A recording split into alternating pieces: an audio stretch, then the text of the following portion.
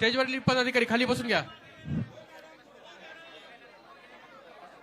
आज आम्ही सर्वजण विठोबारायाच्या या पवित्र भूमीमध्ये, जी भूमी विठोबारायांच्या विचाराने, स्पर्शाने व सर्व संतांच्या चांगल्या विचाराने आणि ताकदीमुळे ही भूमी पवित्र झालेली आहे। लाखो करोडो लोक, ते सुद्धा सामान्य परिवारातले, विठोबारायाचं दर्शन घेण्यासाठी हजारो किलोमीटरवरून या ठिकाणी येत असतात। इथं स्पर्शाला महत्त्व आहे। कोणाकडे किती रुपये आहेत, कोण किती मोठा, कोण किती लहान, पुरुष का महिला, लहान का मोठं, मोठा नेता का साधा कार्यकर्ता, कुठल्याही प्रकारचा भेदभाव या भूमीमध्ये त्या ठिकाणी चालत नाही। हे जे आंदोलन आहे ते सामान्य शेतकऱ्यांसाठी आहे। काही दिवसांपूर्वी या सरकारने शेतकऱ्यांसाठी कर्जमाफी जाहीर केली। कर्जमाफी जाहीर केली यासाठी मी त्यांचं स्वागत करतो। पण जी कर्जमाफी जाहीर केली त्याच्यामध्ये अशा काय अटी टाकण्यात आलेल्या आहेत ज्याच्यामुळे शेतकऱ्याला या कर्जमाफीचा फायदा होणार नाही। याला कर्जमाफी म्हणता येणार नाही, पण कर्ज वसुली नक्कीच याला आपल्याला म्हणता येईल। ते कसं मी थोडक्यात तुम्हाला सर्वांना सांगेल। पण या पवित्र भूमीमध्ये कोणालाही प्रवेश आहे। कोणालाही, कुणीही कितीही ताकदवान असेल, सत्तेत असू द्या नाही तर काही असू द्या, कोणालाही इथं थांबवता येत नाही। पण हे शेतकऱ्याचं जे आंदोलन, अन्नदात्यासाठी अन्नत्याग आंदोलन, जे आपल्यातले काही जण इथं करणार आहोत, हे आंदोलन थांबवण्याचा बराचसा प्रयत्न सरकारच्या माध्यमातून त्या ठिकाणी झाला। सोलापूर जिल्ह्यातले अधिकारी असतील, प्रशासन असेल व इथले स्थानिक प्रशासन असेल, तरी नक्कीच आपल्याला सहकार्य केलं त्यांना जमेल तेवढं। पण शेवटी वरून जर दबाव असेल तर त्यांना काय गोष्टी करता येत नसतात। पण जेव्हा आपल्या हातामध्ये संविधान असतं तेव्हा परमिशन दिली काय, नाही तर परवानगी दिली नाही काय, तरी आम्हाला फरक पडत नसतो। साने गुरुजींनी अनेक वर्षांपूर्वी इथे याच भूमीमध्ये परवानगी न घेता सामान्य लोकांसाठी एक आंदोलन केलं होतं आणि ते यशस्वी आंदोलन झालं होतं। कालच त्यांचा स्मृती दिन होता। साने गुरुजींचा विचार पुढे घेऊन आम्ही सर्वजण चाललो आहोत। महामानवांचा विचार, शिव शाहू फुले आंबेडकरांचा विचार, पुण्यश्लोक अहिल्या देवी होळकरांचा विचार, हा विचार घेऊन आपण सर्वजण पुढे चाललेलो आहोत। संतांचा विचार पुढे घेऊन चाललेलो आहोत। आणि हे असताना आम्हाला जर कोणी इथं थांबवण्याचा प्रयत्न करत असेल तर आम्ही कदापि ते सहन करू शकत नाही आणि आम्ही ते ऐकणारही नाही। त्यामुळे परवानगी न देता सुद्धा आपण हे आंदोलन इथं करत आहोत। खरं तर मला प्रशासनाला अजून एक विनंती करायची आहे की इथं तमाशा सुरू नाही। सहसा गावामध्ये एखादा तमाशा नाही तर नाचगाणं जर सुरू असेल तर पडदा लावला जातो। पण हे आंदोलन सामान्य लोकांना दिसू नये म्हणून इथं तमाशाला जसं कापड लावलं जातं, नाहीतर त्याला आपण कनात जी इथं लावली गेली आहे ती कृपा करून पुढच्या काही मिनिटांमध्ये त्या ठिकाणी काढण्यात यावी। कारण इथं तमाशा चालला नाही, पण सरकारने जे काही चुकीचं धोरण या महाराष्ट्रामध्ये केलेलं आहे त्यामुळे सामान्य लोकांच्या जीवनामध्ये मात्र तमाशा झालेला आपण सर्वजण बघू शकतो। काही लोक इथे येणार आहेत, हजारो लोक येणार आहेत आणि त्याच्यासमोरच जिथं आपण आंदोलन करत आहोत छत्रपती शिवाजी महाराज यांच्या नावाने या चौकाला ओळखलं जातं, तर तिथे तर तुम्ही गटर सोडत असाल तर तेही मला असं वाटतं ते योग्य नाही, चांगलं दिसणार नाही।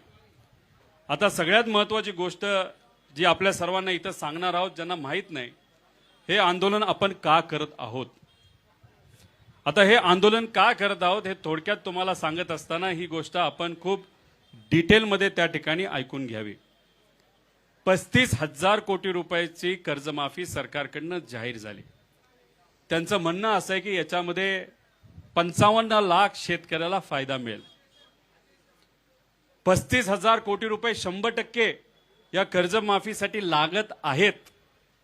पण ज्या अटी टाकल्यात त्यामुळे 36 लाख शेतकऱ्यांवर अन्याय होणार आहे आणि 35,000 कोटी शेतकऱ्याला न मिळता फक्त 13,000 कोटी रुपये त्या ठिकाणी मिळणार आहे. त्यामुळे हे आंदोलन 36 ते 40 लाख शेतकऱ्यासाठी महत्वाचं आंदोलन आहे. हे फक्त शेतकरी, त्यांच्या परिवारामध्ये असणारी लहान मुलं, माता भगिनी याच्यामध्ये त्यांचा आकडा त्या ठिकाणी येत नाही. त्याच्याच बरोबर जे काही रेग्युलर भरणारे शेतकरी आहेत त्यांच्यावर सुद्धा ज्या पद्धतीने अन्याय चालू आहे ते सुद्धा कसा हे मी आपल्या सर्वांना सांगतो. 36 लाख शेतकऱ्यांना, तसं बघितलं तर 48 लाख शेतकऱ्यांना 2019 मध्ये कर्जमाफी दिली गेली होती. ही कर्जमाफी जी दिली गेली आहे त्याच्यामध्ये स्पष्टपणे सांगण्यात आलेलं आहे की ज्या शेतकऱ्याने 2019 मध्ये कर्जमाफीचा लाभ घेतलेला आहे त्या शेतकऱ्याला 50,000 पेक्षा जास्त कर्जमाफी या योजनेमध्ये मिळणार नाही. आता तुमच्यातल्या किती शेतकऱ्यांना 2019 मध्ये लाभ मिळाला होता त्यांनी हात वर करा. माझ्या अंदाजाने 90% शेतकरी आहेत की ज्यांना 2019 मध्ये कर्जमाफीचा लाभ हा मिळाला होता. तो आकडा 48 लाख शेतकरी आहेत. मग तुमच्यासाठी 2019 ची जी अट आहे की तिथं ज्या लोकांनी त्या योजनेचा 2019च्या कर्जमाफीचा लाभ घेतला त्यांना फक्त 50,000 रुपये ची मदत या सरकारने दिलेल्या योजनेतून मिळणार आहे. हे तुम्हाला मान्य आहे का? मान्य आहे का? आता ही अट घातल्यानंतर त्यांचं हेही म्हणणं आलेलं आहे की तुमचं 50,000 रुपये पर्यंत जर कर्ज असेल तर तुम्हाला 50,000 रुपये लगेच मिळणार. पण 50,000 रुपयाच्या पुढचं जर तुम्हाला कर्ज असेल तर तुम्ही ओटीएस मध्ये जाणार. बँकेत जाऊन आपण ओटीएस करतो.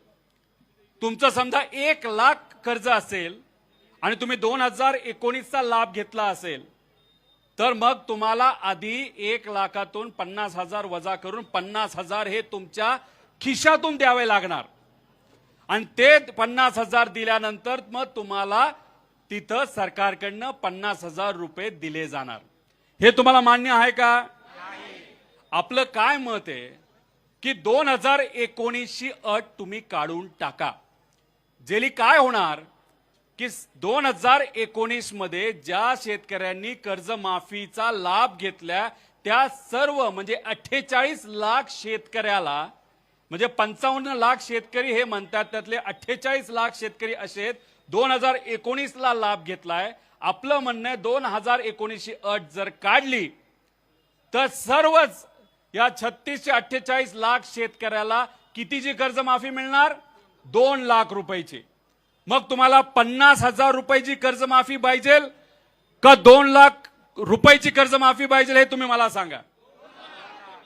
आता जर तुम्हाला 3 लाख रक्कम ही देणं असेल बँकेला, त्याच्यामध्ये मुद्दल आणि व्याज धरून, पेनल्टी धरून, तर मग तुम्हाला या सरकारच्या योजनेच्या अंतर्गत आधी स्वतःच्या खिशातून 2.5 लाख रुपये द्यावे लागतील. मग तुम्हाला 50,000 रुपयाचा लाभ मिळणार. चालणार आहे का? बरं 2.5 लाख रुपये तुमच्याकडे आहेत का? मग आज जर तुमच्याकडे पैसे नसतील, कारण का अवकाळी पावसामुळे तुमचं नुकसान झालंय, तुम्हाला तुमच्या भावाला भाव मिळालेला नाही उत्पादनाचा, कांद्याची काय परिस्थिती हे तुम्हाला माहिती. गेल्या 10 वर्षात कपाशीला भाव नाही, सोयाबीनला भाव नाही, कांद्याला भाव नाही, खताचे भाव वाढलेत का नाही वाढले? आता तुम्ही मला सांगा, सरकार आपल्याला काय सांगतं, येत्या काळामध्ये पाऊस होणार आहे का हो? अल निनो आल्यामुळे या वर्षात जर पाऊस होणार नसेल तर येणारं एकही पीक तुमच्या हातामध्ये येणार आहे का? मग तुमचं घर चालणार आहे का? मग कसं चालणार तुमचं घर? कसा खर्च निघणार? तुमची मुलं जर कॉलेजमध्ये असतील त्याची फी कशी भरणार?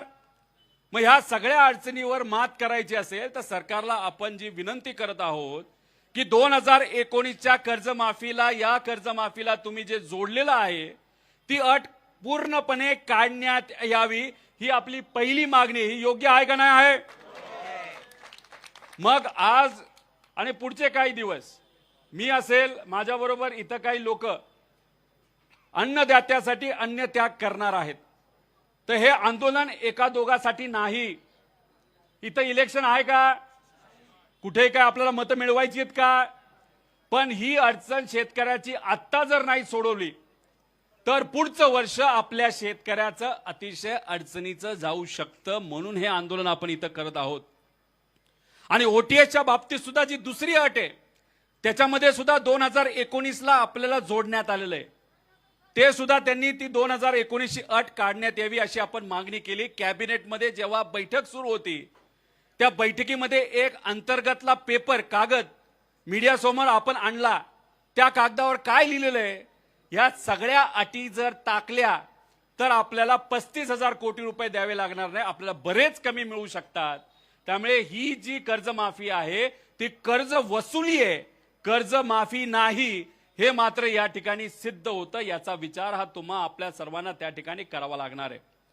आणि जे रेग्युलर शेतकरी आहेत ज्यांनी वेळेवर पैसे आतापर्यंत भरलेले आहेत, जून महिन्यामध्ये कर्जमाफी होणार, ही कुठल्या महिन्यामध्ये डिक्लेअर झालं होतं? 8 ते 9 महिन्यापूर्वी, हो का नव्हतं? काही शेतकऱ्यांनी, काही नेत्यांनी, तुम्ही आपण सगळ्यांनी मिळून आंदोलन केलं, त्याला यश आलं. काही प्रमाणात सरकार झुकलं.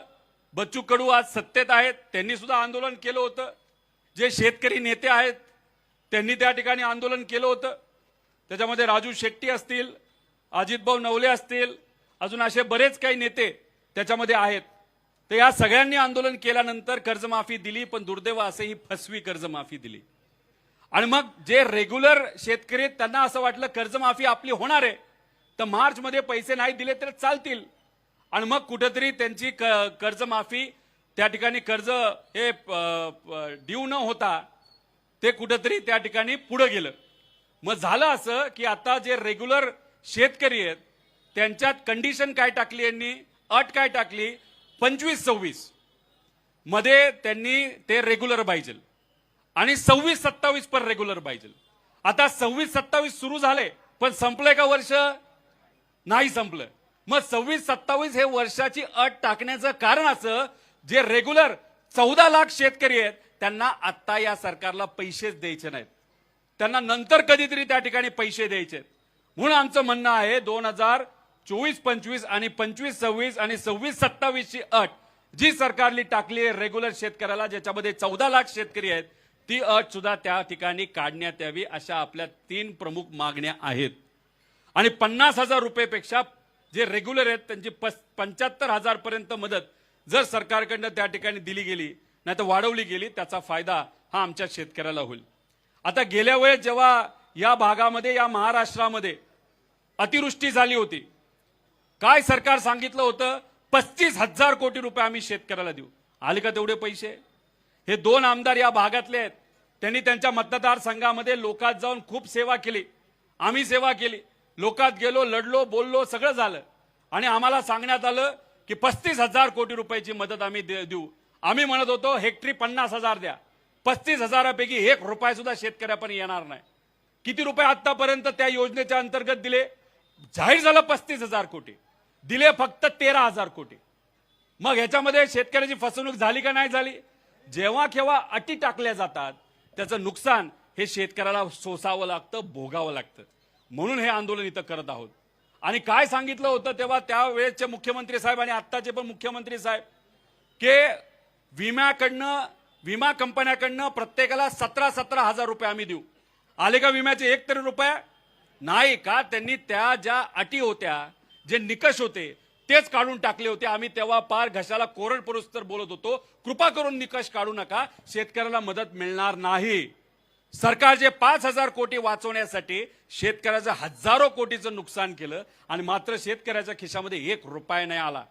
म्हणून त्यावेळेस पूर्वी 1 रुपयाला आपल्याला जी पीक विमा योजना मिळत होती ती परत एकदा सगळे निकष तसेच तसे शेतकऱ्याच्या बाजूले टाकण्यात यावे आणि ती योजना आता लगेच लागू व्हावी अशी आमची त्याच्यामध्ये त्या ठिकाणी मागणी आहे.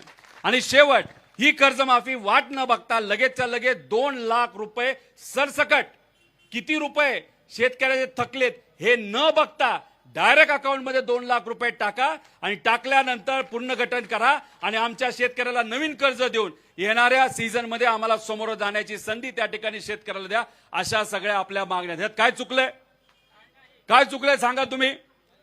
ह्याच्यात काय आपण स्टंटबाजी करतोय का? ह्याच्यात का आपण लढतोय? आज जर आमच्या शेतकऱ्याला मदत नाही मिळाली तर आतापर्यंत गेल्या काही दिवसामध्ये 22 पेक्षा जास्त शेतकऱ्यांनी दुर्दैवाने या महाराष्ट्रामध्ये त्या ठिकाणी आत्महत्या केलेली आहे. आता मी तुमच्याशी बोलत असताना एका दिवसाला आपल्याला 8 ते 9 आत्महत्या दुर्दैवाने आपल्या या राज्यामध्ये त्या ठिकाणी होत आहेत. नागपूरमध्ये झाल्यात, विदर्भात झाल्यात, मराठवाड्यात झाल्यात. या सगळ्या भागामध्ये आता त्या ठिकाणी आत्महत्या या सुरू आहेत. त्यामुळे अशा पद्धतीने आमच्या शेतकऱ्याला वाचवायचं असेल तर हे आंदोलन आमच्यासाठी महत्वाचं आहे. प्रशासनाला विनंती आहे की नेत्यांशी तुम्ही चर्चा करा, त्यांच्याशी संपर्क साधा, मंत्र्यांशी संपर्क साधा.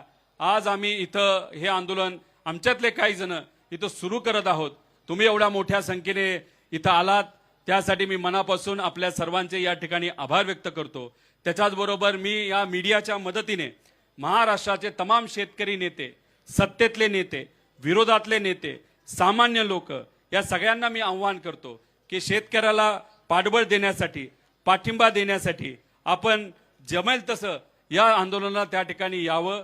त्याच्याचबरोबर ज्या शेतकऱ्याला इथं येता येत नसेल, आपल्याला सिस्टमच्या विरोधात लढायचं असेल तर मग आपल्याला आपल्या गावात, तालुक्यात, जिल्ह्यात सुद्धा अशा पद्धतीने आंदोलन करावं लागेल.